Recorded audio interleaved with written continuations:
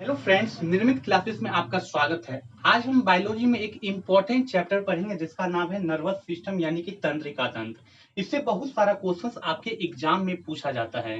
Competition का जितना भी एग्जाम आता है उसमें बायोलॉजी का ये बहुत ही इंपॉर्टेंट टॉपिक है तंत्रिका तंत्र, और इससे बहुत सारा क्वेश्चंस आपके एग्जाम में देखने को मिलता है। तो चलिए आज इसको पूरा डिटेल में पढ़ते हैं और आप ये वीडियो पूरा देखिए। अगर नेक्स्ट एग्जाम में कोई भी क्वेश्चन अगर तंत्रिका तंत्र से आता है तो उसको आप डेफिनेटली करके आइएगा, ठीक है। लेकिन ये वीडियो आपको पूरा देखना होगा ताकि आप अच्छी तरह से इसको समझ जाएं। अब देखिए, नर्वस सिस्टम क्या होता है यानी कि तंत्रिका तंत्र क्या होता है। ठीक है, तंत्रिका तंत्र का एक्चुअल में काम क्या होता है। ये सूचनाएं को एक जगह से दूसरे जगह पहुंचाने का काम करता है, ठीक है। जैसे आपका जो संवेदी अंग है, ठीक है, सेंसरी जो ऑर्गन जो है, आंख, कान, नाक, ये सब क्या करता है, सूचनाओं को इकट्ठा करता है। मतलब आपने कोई चीज देखा और आपने बता दिया कि ये वो चीज है। जैसे आपने कोई डॉग देखा, ठीक है, और आपने तुरंत पहचान लिया कि ये डॉग है ना कि कैट है। ठीक है, ये जो सूचनाएं हैं ये आपने देखा, ठीक है। और ये जो यहाँ पे आपका ऑप्टिक नर्व होता है, आंख में क्या होता है, ऑप्टिक नर्व, और वो जुड़ा हुआ है कहाँ से, मस्तिष्क से। और वो तुरंत इंफॉर्मेशन भेजता है किसको, मस्तिष्क को, और मस्तिष्क इंफॉर्म करता है कि ये डॉग है, ठीक है। तो ये सब जो सूचनाएं का आदान प्रदान होता है ये कौन करता है, नर्वस सिस्टम करता है। कहने का मतलब ये क्या हुआ, ये कंट्रोल और कोऑर्डिनेशन का वर्क करता है, ठीक है। कंट्रोल और कोऑर्डिनेशन का वर्क करता है नर्वस सिस्टम, ठीक है। अब देखिए ये सूचनाएं कितना फास्ट होता है, ठीक है। आपने कोई भी चीज देखा तो बताया कि ये वो चीज है। आपने किसी आदमी को देखा और आप उसको पहले कभी देखे तो बता सकते हैं कि हाँ इसको मैंने पहले कभी देखा और ये वही है। तो इतना फास्टली होता है, इसलिए याद रखना है ये इलेक्ट्रिकल इम्पल्स के रूप में चलता है। ये जो कोऑर्डिनेट होता है, ठीक है, ये जो आपका नर्वस सिस्टम काम करता है ये किस रूप में, तो हमेशा याद रखना है इलेक्ट्रिकल इम्पल्स के रूप में, ठीक है। इतना फास्ट होता है कि अब इसका स्पीड भी देख लीजिए, स्पीड कितना होता है, तो 100 मीटर पर सेकंड। मतलब ये जो सूचनाएं जाता है एक सेकंड में 100 मीटर तक चले जाता है सूचना, ठीक है। सबको अभी पूरा डिटेल में देखेंगे, जो जो इंपॉर्टेंट है मैंने वहां पे यहाँ पे लिख दिया है, ठीक है। इतना आपको याद रखना है। अब नेक्स्ट है नर्व यानी कि तंत्रिका क्या होता है। एक चीज और देख लीजिए कि जो नर्वस सिस्टम है वो तीन चीजों से मिलकर बना हुआ है। हमारा नर्वस सिस्टम तीन चीजों से मिलकर बना हुआ है। कौन कौन, तो एक है ब्रेन, दूसरा स्पाइनल कॉर्ड और नर्व्स। ब्रेन मतलब हो गया मस्तिष्क, स्पाइनल कॉर्ड मतलब हो गया मेरुरज्जु, और नर्व्स मतलब तंत्रिका। इन तीन चीजों से हमारा शरीर जो है मिलकर क्या बनाता है, नर्वस सिस्टम बनाता है, ठीक है। अब देखते हैं नर्व क्या है। ये जो नर्व लिखा हुआ है ये क्या होता है, तो ये वायर टाइप का स्ट्रक्चर होता है। क्या होता है, वायर टाइप का स्ट्रक्चर होता है। ब्रेन तो आप समझते हैं, मस्तिष्क क्या होता है, स्पाइनल कॉर्ड क्या होता है वो भी आप समझते हैं। मस्तिष्क से एक वायर टाइप का स्ट्रक्चर निकलता है, यहाँ पे ये देखिए, ये जो वायर टाइप का स्ट्रक्चर निकल रहा है ये आपका स्पाइनल कॉर्ड है, और ये क्या है ऊपर मस्तिष्क। अब नर्व क्या होता है, नर्व होता है कि ये सब देखिए, जो स्पाइनल कॉर्ड से बहुत सारा वायर टाइप का स्ट्रक्चर निकलता है इसको बोलते हैं नर्व्स, ठीक है। ये सब क्या है, नर्व्स है। बाकी ये याद रखना है कि ये मस्तिष्क भी किससे बना हुआ है, नर्व से बना हुआ है। मस्तिष्क में भी बहुत सारा नर्व्स होता है। स्पाइनल कॉर्ड भी क्या है, एक तरह से वो भी आपका नर्व ही है यानी कि तंत्रिका ही है। अब देखिए, अब देखते हैं न्यूरॉन क्या होता है। न्यूरॉन क्या होता है, तो ये क्या होता है, नर्व सेल होता है। आप जानते हैं कि हमारा बॉडी जो है वो किससे बना हुआ है, सेल यानी कि कोशिकाओं से बना हुआ है। हमारे बॉडी में कुछ भी हो वो किससे बना है, सेल से बना हुआ है, ठीक है। उसी तरह जो नर्वस सिस्टम है वो भी किससे बना होगा, सेल से ही बना होगा, क्योंकि ये हमारे बॉडी में ही है। तो ये जो नर्वस सिस्टम है, ब्रेन, स्पाइनल कॉर्ड और नर्व, ये सब क्या है, नर्वस सिस्टम। ये सब जिस सेल से बना हुआ है उस सेल का नाम क्या है, न्यूरॉन। समझ में आया। जैसे ये समझिए, ये आपका स्पाइनल कॉर्ड और ये मस्तिष्क है, ये भी क्या है, आपका नर्वस सिस्टम है। इससे एक सेल निकाल लीजिए, ये एक सेल मैंने निकाल लिया। इस सेल का क्या नाम है, तो इस सेल का नाम दिया गया क्या, न्यूरॉन, ठीक है। क्या नाम दिया गया, न्यूरॉन, ठीक है। तो आप समझ में आ गया कि न्यूरॉन क्या है, वो सेल है जो कि मस्तिष्क, स्पाइनल कॉर्ड, नर्व्स यानी कि पूरा नर्वस सिस्टम बनाता है, ठीक है। अब देखते हैं कि न्यूरॉन जो है उसका लेंथ क्या होता है। याद रखना है न्यूरॉन का लेंथ होता है अप टू 100 मीटर। मतलब कि 100 मीटर तक हो सकता है, ठीक है। 1 मीटर, यहाँ पे 1 होगा, ठीक है, 1 मीटर, 1 मीटर तक हो सकता है। एक चीज आपको ये हमेशा याद रखना है, ठीक है। तो हमेशा याद रखना है कि जो न्यूरॉन है, एक सेल, ठीक है, किसका, नर्वस सिस्टम का, वो कितना हो सकता है, अप टू 1 मीटर, ठीक है। 1 मीटर से कम हो सकता है, जैसे 90 सेंटीमीटर, कुछ कुछ मतलब डिफरेंट करता है, कुछ 90 सेंटीमीटर का होता है, कुछ 80 सेंटीमीटर का होता है, कुछ और 1 मीटर का भी होता है, लेकिन मैक्सिमम 1 मीटर तक होता है, ये आपको याद रखना है। इसलिए याद रखना है कि ये जो है सबसे लॉन्गेस्ट सेल है इन ह्यूमन बॉडी।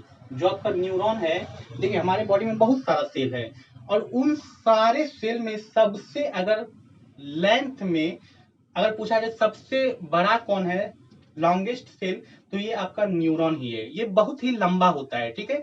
देखिए ये आपका न्यूरॉन ही बना हुआ है, कितना लंबा है ये सेल। ये इसका पूरा डिटेल में देखेंगे तो आपको ये याद रखना है, longest cell in human body अगर पूछा जाए, मानव शरीर में सबसे लंबी कोशिका, तो वो न्यूरॉन है, ठीक है। अब एक चीज इंपॉर्टेंट आपको याद रखना है कि इसमें देखिए, आप जानते हैं कि सेल में बहुत सारा अंग होता है। जैसे हमारे बॉडी में बहुत सारा अंग होता है, हाथ पैर आंख नाक, उसी तरह सेल में भी बहुत सारा अंग होता है। जैसे आपका माइट्रोकॉन्ड्रिया हो गया, सेंट्रोसोम हो गया, ठीक है, बहुत सारा ऐसे अंग होता है।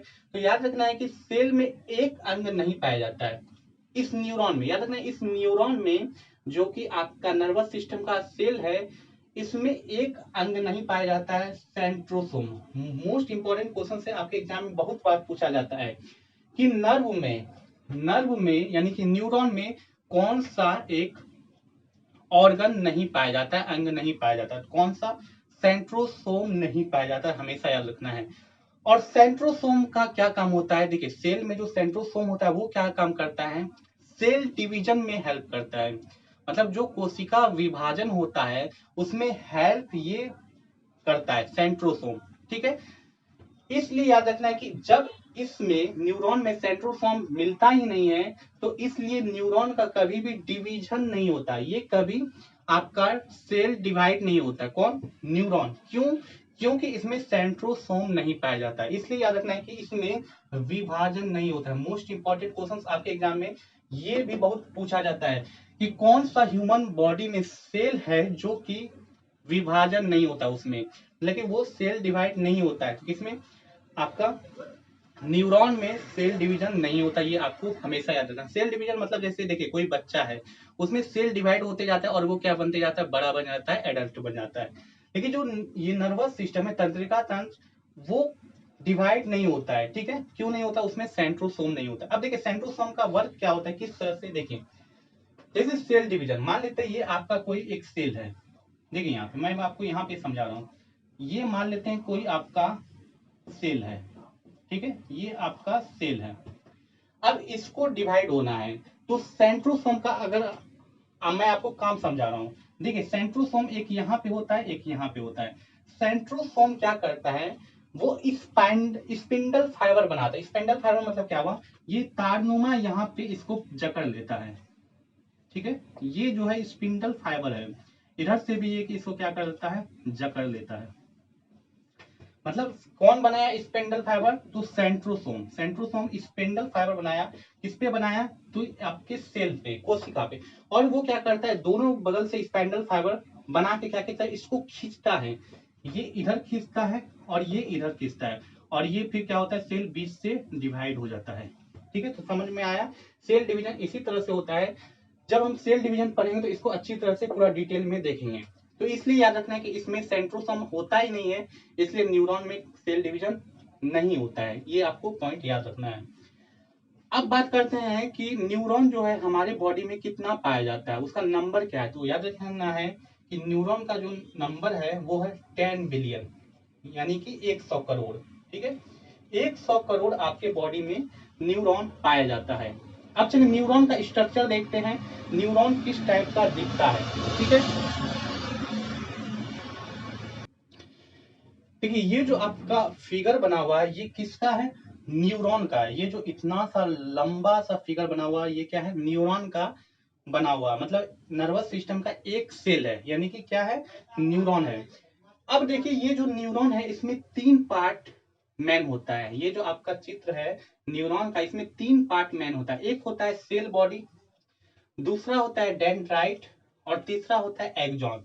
अब ये कहाँ पे है तीनों, तो चलिए देखते हैं। देखिए सेल बॉडी क्या है, ये आपका जो अंदर का चित्र है, ये जो अंदर का चित्र है इसको बोलते हैं सेल बॉडी। क्या बोलते हैं, सेल बॉडी। ठीक है।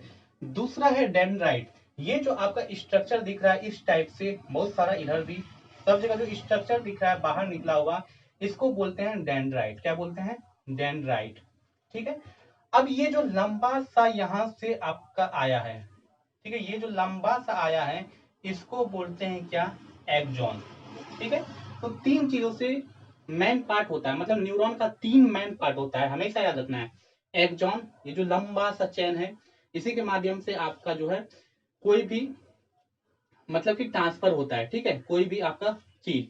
एक्सॉन ये हो गया, ये हो गया डेंड्राइट्स, ये हो गया सेल बॉडी। ठीक है। अब नेक्स्ट देखिए, अब देखिए ये 3 इसका मेन पार्ट हो गया। अब इसमें और भी बहुत सारा है। देखिए ये जो आपका लास्ट में इस टाइप से बना हुआ है, ये इसको बोलते हैं नर्व एंडिंग, मतलब ये एंड पॉइंट है इसलिए इसको क्या बोलते हैं, नर्व एंडिंग। दूसरा ये जो बीच में है, ये जो बीच में, इसको बोलते हैं न्यूक्लियस यानी कि केंद्रक। आप जानते हैं कोई भी सेल होता है, सेल में क्या होता है, देखिए सेल जो है नॉर्मली इस टाइप का दिखता है, कोई भी और अदर सेल जो होता है इस टाइप का दिखता है, और बीच में क्या होता है, न्यूक्लियस यानी कि केंद्रक होता है। ये सेल डिफरेंट टाइप का दिखता है, ये बहुत लंबा होता है इसलिए इस टाइप का दिखता है, और इसके बीच में ये जो है न्यूक्लियस है, जैसे सेल में अदर सेल में होता है। अब ये देखिए इसके ऊपर कुछ इस टाइप का आपको दिख रहा है स्ट्रक्चर, सब में इस टाइप का स्ट्रक्चर है, नीचे भी ऊपर भी। तो ये इसको क्या बोलते हैं, इसको बोलते हैं माइलिन सीट। क्या बोलते हैं, माइलिन सीट। ये क्या करता है, ये एक्सॉन को प्रोटेक्ट करता है, एक्सॉन का रक्षा करता है, कौन, माइलिन सीट। ठीक है। दूसरा आपको याद रखना है कि ये न्यूक्लियस है और यहाँ पे आपका क्या भरा होता है, फ्लूइड भरा होता है। ठीक है, यहाँ पे क्या भरा होता है, फ्लूइड भरा होता है। और इस फ्लूइड को क्या बोलते हैं, इस फ्लूइड को क्या बोलते हैं, याद रखना है हमेशा। ठीक है, साइटोप्लाज्म क्या बोलते हैं। देखिए आपने पढ़ा होगा कि जो आपका ये केंद्रक है, केंद्रक के बाहर जो फ्यूल होता है उसको क्या बोलते हैं, साइटोप्लाज्म। ठीक है, इसको बोलते हैं साइटोप्लाज्म। तो ये जो फ्लूइड है इसको क्या बोलते हैं, साइटोप्लाज्म। और जो न्यूक्लियस के अंदर होता है उसको बोलते हैं न्यूक्लियोप्लाज्म। ठीक है, ये भी आपको याद रखना है। तो ये जो फ्लूइड है इसको बोलते हैं साइटोप्लाज्म। क्या बोलते हैं इसको, फ्लूइड को याद रखना है, साइटोप्लाज्म, साइटोप्लाज्म। ठीक है। अब नेक्स्ट आपको याद रखना है, अब आपसे एग्जाम में पूछा जाता है साइनेप्स क्या होता है। साइनेप्स क्या होता है इसको भी समझ लीजिए, क्योंकि एग्जाम में पूछा जाता है कि साइनेप्स क्या होता है। तो याद रखना है साइनेप्स क्या होता है, गैप बिटवीन टू न्यूरॉन। देखिए एक न्यूरॉन ये हो गया, इसके बाद भी एक न्यूरॉन होगा, उसके बाद भी एक न्यूरॉन होगा। ठीक है, तो इस टाइप से ये लंबा चेन बनाता है। ठीक है, ये एक न्यूरॉन का फिगर है। देखिए यहाँ पे जैसे ये आपका एक न्यूरॉन का फिगर इस टाइप से है। ठीक है, ये एक न्यूरॉन है, मैंने शॉर्ट में दिखाया है। ठीक है, ये फिर यहाँ पे दूसरा एक न्यूरॉन होगा, फिर यहाँ पे तीसरा होगा। ठीक है, इस टाइप से ये लंबा चेन बनाता है। और इसके बीच में जो गैप होता है, हल्का सा गैप होता है, याद रखना है, दो न्यूरॉन के बीच में एक ये न्यूरॉन है, इसके बाद जो न्यूरॉन होगा यहाँ से स्टार्ट होगा फिर से, उसके बीच में एक गैप होता है थोड़ा सा, उसी गैप को बोलते हैं साइनेप्स। ठीक है, गैप बिटवीन टू न्यूरॉन। आपके एग्जाम में मोस्ट इंपॉर्टेंट क्वेश्चन से ये पूछा जाता है, तो आपको याद रखना है साइनेप्स। ठीक है, तो ये था पूरा आपका न्यूरॉन का स्ट्रक्चर मैंने बताया, और यहाँ पे कुछ इंपॉर्टेंट क्वेश्चंस बताया। अब चलिए देखते हैं कि types of nervous system, nervous system का टाइप्स देखते हैं। ठीक है, देखिए नर्वस सिस्टम को दो भागों में बांटा गया, एक होता है सेंट्रल नर्वस सिस्टम, एक होता है पेरिफेरल नर्वस सिस्टम। ठीक है, सेंट्रल नर्वस सिस्टम क्या होता है, ये जो है आपका लिखा हुआ है सेंटर, सेंट्रल मतलब सेंटर, मतलब वो नर्वस सिस्टम जो सेंटर में होता है। अब सेंटर में कौन कौन होता है, सेंटर में आपका होता है ब्रेन, मस्तिष्क यानी, और स्पाइनल कॉर्ड यानी कि मेरुरज्जु। यानी ना सेंट्रल नर्वस सिस्टम क्या होता है, ब्रेन और स्पाइनल कॉर्ड को मिला के बनता है सेंट्रल नर्वस सिस्टम। क्यों, ये आपका सेंटर में ये ब्रेन हो गया और बीच में आपका क्या है, स्पाइनल कॉर्ड यानी कि मेरुरज्जु। तो इस दोनों को बोलते हैं सेंट्रल नर्वस सिस्टम, और शॉर्ट में क्या बोलते हैं, CNS। C for central, N for nervous, S for system. और हिंदी भी मैंने यहाँ लिख दिया है, इसको बोलते हैं केंद्रीय तंत्रिका तंत्र। ठीक है। अब देखिए, ये जो सेंट्रल नर्वस सिस्टम, ब्रेन और स्पाइनल कॉर्ड, ये मोस्ट इंपॉर्टेंट है, VVI है। इससे बहुत सारा क्वेश्चन पूछा जाता है। ब्रेन के अंदर हम सब घुसेंगे, ब्रेन में क्या क्या चीज होता है पूरा उसको डिटेल में देखेंगे। स्पाइनल कॉर्ड क्या होता है उसको भी पूरा डिटेल में पढ़ेंगे नेक्स्ट वीडियो में। ठीक है, इस दोनों को नेक्स्ट वीडियो में अच्छी तरह से पढ़ेंगे। अभी हम देखेंगे पेरिफेरल नर्वस सिस्टम। ठीक है, पेरिफेरल नर्वस सिस्टम क्या होता है, देखिए इसको बोलते हैं शॉर्ट में PNS, P for peripheral, N for nervous, S for system, और हिंदी में बोलते हैं परिधीय तंत्रिका तंत्र। पेरिफेरल नर्वस सिस्टम क्या होता है, वो नर्वस सिस्टम जो सेंट्रल नर्वस सिस्टम से जुड़ा होता है।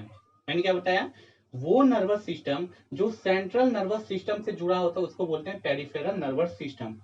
अब देखिए, यहाँ पे ये आपका ब्रेन है, इससे ये सारा बहुत सारा नर्व निकलता है, बहुत सारा क्या निकलता है, नर्व। ये आपका बीच में स्पाइनल कॉर्ड है, इससे भी बहुत सारा क्या निकल रहा है, नर्व निकल रहा है। तो इस सब को क्या बोलते हैं, आपका पेरिफेरल नर्वस सिस्टम। तो हमेशा याद रखना है, पेरिफेरल नर्वस सिस्टम में कौन सा पार्ट आता है, नर्व्स यानी कि तंत्रिका। मैंने आपको बताया था नर्वस सिस्टम 3 चीजों से मिलकर बना हुआ है, ब्रेन, स्पाइनल कॉर्ड और नर्व्स। ब्रेन और स्पाइनल कॉर्ड को बोलते हैं सेंट्रल नर्वस सिस्टम, क्योंकि ये दोनों बीच में होता है। और बाकी जो नर्व्स होता है जो कि ब्रेन से निकलता है, स्पाइनल कॉर्ड से निकलता है, जैसे कि यहाँ निकल रहा है, उन सब को किस में रखा जाता है, पेरिफेरल नर्वस सिस्टम यानी कि PNS में। ठीक है। अब देखिए, यहाँ पे 2 चीज आपको समझना है। देखिए, अब कुछ नर्व जो है, देखिए कुछ नर्व है ब्रेन से निकलता है, कुछ नर्व कहाँ से निकल रहा है, ब्रेन से निकल रहा है, और कुछ नर्व कहाँ से निकलता है, स्पाइनल कॉर्ड से निकलता है। ठीक है, ब्रेन ऊपर रहता है और उससे स्पाइनल कॉर्ड जुड़ा होता है। स्पाइनल कॉर्ड कहाँ से गुजरता है, तो आपका पीठ में जो रीढ़ का हड्डी होता है, ठीक है, पीछे जो आपका रीढ़ का हड्डी होता है उसके अंदर से आपका गुजरता है आपका ये स्पाइनल कॉर्ड। ठीक है, स्पाइनल कॉर्ड। ठीक है, अब देखिए, मैंने बताया कुछ नर्व कहां से निकलेगा, ब्रेन से, और कुछ नर्व कहां से निकलेगा, स्पाइनल कॉर्ड से। तो इस प्रकार जो आपका नर्व है उसको 2 प्रकार से बांटा गया है। देखिए, एक को बोलते क्रेनियल नर्व, एक को बोलते स्पाइनल नर्व। क्रेनियल नर्व क्या होता है, क्रेनियल नर्व क्या होता है, तो याद रखना वो नर्व जो कि ब्रेन से निकलता है। ठीक है, जो नर्व ब्रेन से निकलता है उसको बोलते हैं क्रेनियल नर्व। जैसे आपका आंख है, आंख से डायरेक्ट एक जुड़ा हुआ है कहाँ, ब्रेन में, उसको बोलते हैं ऑप्टिक नर्व। ठीक है, कान से एक नर्व जुड़ा हुआ है कहाँ, ब्रेन में। जैसे कि आपने कुछ आवाज सुना तुरंत उस नर्व से कहाँ जाता है, ब्रेन में, उसको बोलते हैं एक्वास्टिक नर्व। ठीक है, इसी तरह जो नर्व ब्रेन से जुड़ा होता है, ये सब जो नर्व है, ठीक है, ये सब जो नर्व जुड़ा हुआ है इसको क्या बोलते हैं, क्रेनियल नर्व। याद रखना क्या बोलते हैं, क्रेनियल नर्व। मैंने लिख दिया जो ब्रेन से निकलता है उसको क्रेनियल नर्व। अब यहाँ से क्वेश्चन क्या पूछा जाता है कि क्रेनियल नर्व की संख्या कितनी होती है। एग्जाम में आपके बहुत बार ये क्वेश्चन पूछा गया है। तो याद रखना 12 पेयर, यानी कि 12 जोड़ी क्रेनियल नर्व होता है। यानी कि मस्तिष्क से कितना क्रेनियल नर्व निकलता है, 12 जोड़ी। कहने का मतलब 24 निकलता है। ठीक है, जोड़ी में क्वेश्चन पूछा जाए तो बोलिएगा 12 जोड़ी यानी कि 12 पेयर, अगर ऐसे पूछा जाए तो 24। ठीक है, 12 का 2 गुना 24। अब एक होता है स्पाइनल नर्व। स्पाइनल नर्व क्या हो गया, जो स्पाइनल कॉर्ड से नर्व निकलता है, जो कि ये देखिए, ये सब कहां से निकल रहा है, स्पाइनल नर्व से निकल रहा है, बीच से जुड़ा हुआ है सब। इसको बोलते हैं स्पाइनल नर्व, यानी कि जो नर्व स्पाइनल कॉर्ड से निकलता है। अब यहाँ पे ये भी क्वेश्चन पूछा जाता है कि स्पाइनल नर्व की संख्या कितनी होती है, तो याद रखना कितनी होती है, 31 पेयर। ठीक है, 31 पेयर, 31 जोड़े होती है। ठीक है, ये आपको याद रखना है। ये क्वेश्चन कि VVI क्वेश्चन से बहुत ही महत्वपूर्ण है, आपके एग्जाम में बार बार पूछा जाता है, खासकर SSC के एग्जाम में ये पूछा गया और रेलवे NTPC के एग्जाम में भी ये पूछा गया है। अब देखिए, जो पेरिफेरल नर्वस सिस्टम जिसमें नर्व्स आता है, इस पेरिफेरल नर्वस सिस्टम यानी कि PNS को 2 भागों में बांटा गया है। PNS को 2 भागों में बांटा गया है, कौन कौन, एक को कहते हैं सोमैटिक नर्वस सिस्टम, एक को कहते हैं ऑटोनोमस नर्वस सिस्टम। एक को क्या कहते हैं सोमैटिक नर्वस सिस्टम, एक को कहते हैं ऑटोनोमस नर्वस सिस्टम। अब सोमैटिक नर्वस सिस्टम क्या होता है? देखिए सोमैटिक नर्वस सिस्टम क्या होता है, वो नर्व जो सीएनएस से जुड़कर कहां जाता हो, वॉलेंट्री मसल्स तक जाता हो। देखिए सीएनएस मतलब क्या हो गया, ब्रेन, स्पाइनल कॉर्ड, इन दोनों में से कहीं से भी अगर जुड़ के वो कहां जा रहा है, वॉलेंट्री मसल्स तक जा रहा है, तो वो कहलाएगा सोमैटिक नर्वस सिस्टम। अब वॉलेंट्री मसल्स क्या हो गए उसको समझ लेते हैं। वो मसल्स जिस पे आपका कंट्रोल हो, वो मसल्स जिस पे आपका कंट्रोल हो, जैसे आपका हाथ, हाथ को आप कंट्रोल में रखते हैं, आप कभी भी उठा सकते हैं या झुका सकते हैं, ठीक है। जैसे आपका लेग, पैर से आप कभी भी जब मन होगा चल सकते हैं, दौड़ सकते हैं। जैसे लिप्स, आप कभी भी जो बोलना हो बोल सकते हैं, मतलब इस पे आपका क्या है, कंट्रोल है। फिंगर, कभी भी इसको हिला सकते हैं। तो ये सब वॉलेंट्री मसल्स होता है। और इससे आपका जो नर्व जुड़ा हुआ है, और कहां तक, सीएनएस, या तो ब्रेन तक या स्पाइनल कोड, जहां से भी जुड़ा हुआ है, तो इसको बोलते हैं सोमैटिक नर्वस सिस्टम। हमेशा याद रखना है सोमैटिक नर्वस सिस्टम कहां से कहां तक जुड़ता है, सीएनएस से वॉलेंट्री मसल्स तक। और यहाँ पे एग्जाम में क्वेश्चन भी पूछा जाता है, वॉलेंट्री मसल्स तक, वॉलेंट्री मसल्स से जो नर्व जुड़ा होता है उसको क्या बोलते हैं, तो क्या बोलते हैं, सोमैटिक नर्वस सिस्टम बोलते हैं। दूसरा है ऑटोनोमस नर्वस सिस्टम, ठीक है। ये क्या होता है, देखिए ऑटोनोमस नर्वस सिस्टम क्या होता है, वो नर्व जो कहां से जुड़ा हो, सीएनएस से नॉन वॉलेंट्री मसल्स तक जुड़ा हो। कहां तक, सीएनएस से नॉन वॉलेंट्री मसल्स तक जुड़ा हो। नॉन वॉलेंट्री मसल्स क्या होता है, वो मसल्स जिसपे आपका कंट्रोल नहीं है। जैसे आपका हो गया हार्ट, हृदय, हृदय पे आपका कंट्रोल है क्या, हार्ट जो है एक दिन में 72 बार धड़कता है, एक सेकंड में 72 बार धड़कता है। तो ये इसके धड़कन को आप कंट्रोल नहीं कर सकते, मतलब रोक नहीं सकते हैं। जैसे आपका लंग्स हो गया, फेफड़ा, इस पे आपका कंट्रोल नहीं है। जैसे आपका लीवर हो गया, लीवर पे आप कंट्रोल नहीं कर सकते हैं। ये नहीं कर सकते कि थोड़ा देर आप आराम कर लीजिए उसके बाद वर्क करिए, नहीं, वो अपने आप वर्क कर रहा है लगातार। जैसे आपका किडनी हो गया, जो इंटरनल ऑर्गन है, ठीक है, वो सब किसमें आ जाता है, नॉन वॉलेंट्री मसल्स, मतलब उस पर आपका कंट्रोल नहीं होता, वो अपने आप वर्क करते रहता है। तो वो नर्व जो नॉन वॉलेंट्री मसल से जुड़कर कहा जाता है, सीएनएस तक जाता है, वो क्या कहलाता है, ऑटोनोमस नर्वस सिस्टम कहलाता है। ठीक है, ये आपको क्वेश्चंस पूछा जाता है, आपको हमेशा ये क्वेश्चंस याद रखना है, ठीक है। अब देखिए ये जो ऑटोनोमस नर्वस सिस्टम है, इसको भी दो भागों में बांटा गया है। ये जो ऑटोनोमस नर्वस सिस्टम, इसको भी दो भागों में बांटा गया है। इसको आप देख लीजिए, अभी तक मैं बताऊंगा ऑटोनोमस नर्वस सिस्टम का दो भाग क्या है, इसका स्क्रीनशॉट ले लीजिए। और नेक्स्ट वीडियो बहुत ही इंपॉर्टेंट होगा नर्वस सिस्टम का, ये पार्ट 1 है। पार्ट 2 जो वीडियो आएगा बहुत ही इंपॉर्टेंट होगा, उसमें हम सब पढ़ेंगे, ब्रेन पढ़ेंगे और स्पाइनल कॉर्ड के बारे में पढ़ेंगे। ब्रेन के पूरा अंदर देखेंगे, ब्रेन से कहां कहां से क्वेश्चन पूछा जाता है, ठीक है। पिट्यूटरी ग्लैंड का क्या वर्क होता है, पूरा उसको डिटेल में पढ़ेंगे, ठीक है। तो इसका आप वो ले लीजिए स्क्रीनशॉट। उसके बाद अभी तो देखते हैं ऑटोनोमस नर्वस सिस्टम का जो दो पार्ट होता है वो कौन कौन है, ठीक है। नेक्स्ट देखते हैं ऑटोनोमस नर्वस सिस्टम का जो दो पार्ट है, ठीक है, सिंपेथेटिक और पारासिम्पेथेटिक। देखिए ऑटोनोमस का मैंने बताया था दो पार्ट है, एक होता है सिंपेथेटिक जिसको हिंदी में बोलते हैं अनुकंपी, और दूसरा होता है पारासिम्पेथेटिक जिसको बोलते हैं प्राणुअंकित, ठीक है, प्राणुकंपी। अभी तो मैंने बताया ऑटोनोमस सिस्टम क्या होता है, वो नर्व जो कि सीएनएस से कहाँ जुड़ा हो, वॉलेंट्री मसल्स तक जुड़ा हो, वॉलेंट्री मसल्स तक जुड़ा हुआ है, उसको बोलते हैं ऑटोनोमस नर्वस सिस्टम। अब ऑटोनोमस नर्वस सिस्टम का जो पहला पार्ट होता है जिसको बोलते हैं सिंपेथेटिक नर्वस सिस्टम, ये क्या होता है, देखिए ये दोनों जो है आपस में याद रखना, ये दोनों जो है, ठीक है, ऑटोनोमस नर्वस सिस्टम, ये दोनों एक दूसरे का क्या है, अपोजिट है।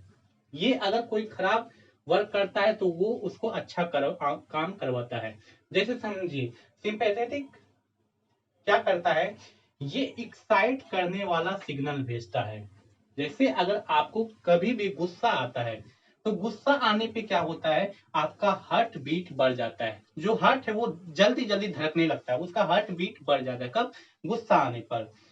फिर क्या होता है, यूरिन फॉर्मेशन बढ़ जाता है, कभी भी आपको क्रोधित होते हैं, यूरिन फॉर्मेशन बढ़ जाता है, ये आंखें आपका क्या होता है, बड़ा बड़ा हो जाता है क्रोध आने पर। तो ये सब सिग्नल कौन भेजता है, सिंपैथेटिक नर्व। यानी कि क्या कहता है, अगर आपको गुस्सा आ रहा है तो हार्ट बीट उसको तेजी से करवाने लगता है, आंखें आपका बड़ा बड़ा हो जाता है। ये सब सिग्नल कौन भेज रहा है, सिंपैथेटिक नर्व भेज रहा है। लेकिन आप क्या सोचते हैं कि नहीं उतना गुस्सा नहीं करना है, और आप ठंडे हो जाते हैं, मतलब आपका हार्ट बीट क्या हो जाता है, कंट्रोल हो जाता है, यूरिन फॉर्मेशन कम हो जाता है, मतलब कंट्रोल में रहता है, हार्ट बीट नॉर्मल में आ जाता है, आंख आपका छोटा छोटा हो जाता है। तो उसके लिए सिग्नल कौन भेजता है, पारासिम्पेथेटिक यानी कि प्राणुकंपी। ये मतलब क्या करता है, ये शांत कराने वाला सिग्नल भेजता है। जैसे आपको गुस्सा आया, आप सोचते हैं नहीं मुझे गुस्सा नहीं करना है, तो आपका हार्ट बीट क्या हो जाता है, कम कर देता है। यानी कि हार्ट बीट अगर बढ़ गया है गुस्से में, तो आप सोचते हैं नहीं गुस्सा नहीं करना है, तो वो तुरंत वहां से सिग्नल आता है, कौन लेकर आता है, पारासिम्पेथेटिक। क्या सिग्नल आता है कि आपको हार्ट बीट क्या करना है, कम कर दीजिए, गुस्सा नहीं करना है। उससे क्या होता है, फिर आपका यूरिन फॉर्मेशन को भी कंट्रोल कर देता है, कौन सा, पारासिम्पेथेटिक। और गुस्से को कम करता है, और आपका आंख क्या हो जाता है, छोटा छोटा, मतलब आप गुस्से को शांत कर लेते हैं। तो ये दोनों अपोजिट है, क्या है, अपोजिट है। ठीक है, तो ये चीज आपको याद रखना है। ऑटोनोमस नर्वस सिस्टम दो टाइप का, एक सिंपैथेटिक एक पारासिम्पेथेटिक।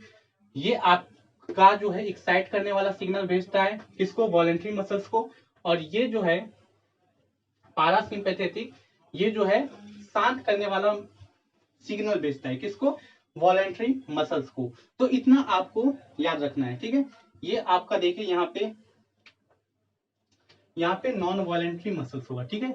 ये क्या होगा, non voluntary muscles, non voluntary muscles को, ठीक है, जिसपे आपका कंट्रोल नहीं होता है। जैसे आपका हार्ट हो गया, किडनी हो गया, ये सब नॉन वॉलेंट्री मसल से आता है। तो यहाँ पे वॉलेंट्री लिखा गया था, नॉन वॉलेंट्री मसल्स होगा, ठीक है। तो इतना पॉइंट आपको याद रखना है। नेक्स्ट वीडियो जो होगा वो बहुत ही इंपॉर्टेंट होगा, जिसमें हम सब ब्रेन और स्पाइनल कॉर्ड के बारे में पढ़ेंगे, ठीक है। उसके बाद जो है आपका नर्वस सिस्टम, तंत्रिका तंत्र पूरी तरह से खत्म हो जाएगा। तो आज के लिए इतना ही। आप इसका जो स्क्रीनशॉट ले लीजिए, और जितना भी क्वेश्चंस मैंने बताया उसको आप याद रखिए, क्योंकि यहाँ से वही सारा क्वेश्चंस मैंने यहाँ पे लिखाया है जो आपके एग्जाम में पूछा जाता है। सारा मोस्ट इंपॉर्टेंट क्वेश्चंस है, यही क्वेश्चंस आपके एग्जाम में, जब भी नर्वस सिस्टम से क्वेश्चंस आता है यही सब क्वेश्चंस आपके एग्जाम में पूछा जाता है। तो इसको हमेशा याद रखिए। और आपको वीडियो कैसा लगा, अच्छा लगा तो चैनल को जरूर से जरूर सब्सक्राइब कर दें, ताकि आपको और सारा टॉपिक्स मिलता रहे बायोलॉजी का, ठीक है। और कमेंट में जरूर बताइए आपको कैसा लगा। आज के लिए इतना ही, थैंक यू।